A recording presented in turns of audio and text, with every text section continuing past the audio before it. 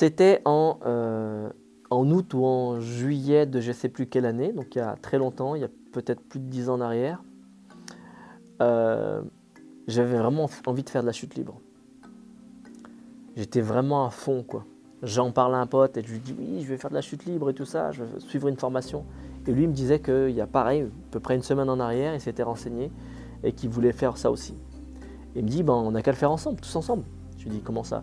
Il me dit, oui, ben, j'ai des potes à moi, ça serait bien en fait qu'ils viennent et voilà, on va faire tout ça ensemble, tout près de chez moi. Je lui dis, d'accord, ok. Et il me dit, ce sera en janvier-février. Je lui dis, bon, bah ok, hein, je suis. Donc j'attends jusqu'en janvier-février, super impatient, super excité. Janvier-février arrive. Donc, eh bien, ça se passe en 5 jours ou en 7 jours, je ne sais plus trop. Donc le premier jour, on a tout ce qui est information théorique. Donc voilà, il y a différents tableaux et tout ça. Je crois que je vais essayer de trouver des images, des anciennes images très dégueulasses, mais voilà. Euh, du coup, le deuxième jour, on commence à sauter. Donc bah, c'est en OA, c'est-à-dire en ouverture automatique, où le parachute est accroché directement à l'avion. C'est-à-dire que dès que tu sautes, l'avion en fait, qui est accroché au parachute va quelque part tirer ton parachute et le faire sortir. Donc on nous demande en fait d'avoir une certaine position, donc face au vent. Donc ben, je fais les positions. Mon pote il fait les positions, mais pas super. Donc il le fait une fois, deux fois. Le deuxième fois, l'instructeur lui dit bon bah là ça commence à être dangereux. Il vérifie encore une deuxième fois, une troisième fois, une quatrième fois. L'instructeur lui dit bon bah il va falloir peut-être arrêter.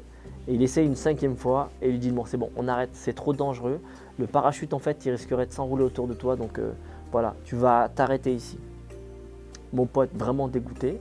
Il reste toujours ses deux autres potes. Ces deux autres potes, c'est un garçon et une fille. La fille est amoureuse en fait du garçon et amoureuse pardon du garçon. Donc les deux continuent à sauter avec moi et tout ça. Le gars à l'atterrissage, qu'est-ce qui se passe? Il se tord la cheville. Voilà, entorse de la cheville, il ne peut plus sauter. La fille suit, donc elle s'arrête elle aussi. Résultat des courses, je me retrouve tout seul, entre guillemets bien sûr, à sauter. Donc bah, je continue en fait la formation. Et bah, j'ai fait mes 11 sauts et tout s'est très bien passé. D'ailleurs, je vais montrer une vidéo, je ne sais pas où je vais la mettre. Mais voilà, je vais vous montrer en fait une vidéo. Et c'était top quoi à la fin. Mais ce que j'ai appris quand même à travers cette histoire, c'est quand tu veux faire quelque chose, fais-le. N'attends personne. Parce qu'il peut se passer plein de choses. Et c'est la même chose que j'ai appris et que je me suis aperçu que c'était vrai. Quand je partais en voyage, je proposais à des personnes, les personnes disaient oui, oui, oui, ouais, ouais, je viendrai, je serai là, je suis vraiment intéressé, nanana. Moi, ce que je fais, c'est que je prends ma date, enfin, ce que je faisais, je prends ma date et j'y vais. La personne qui veut venir, elle vient. Moi, mes vacances, je les fais sans la personne. Dans ma tête, c'est ça. Donc, j'ai toujours fait après de cette manière-là. Et à chaque fois que j'ai pris mes vacances, j'ai proposé, les personnes ne venaient pas, je continuais mon chemin.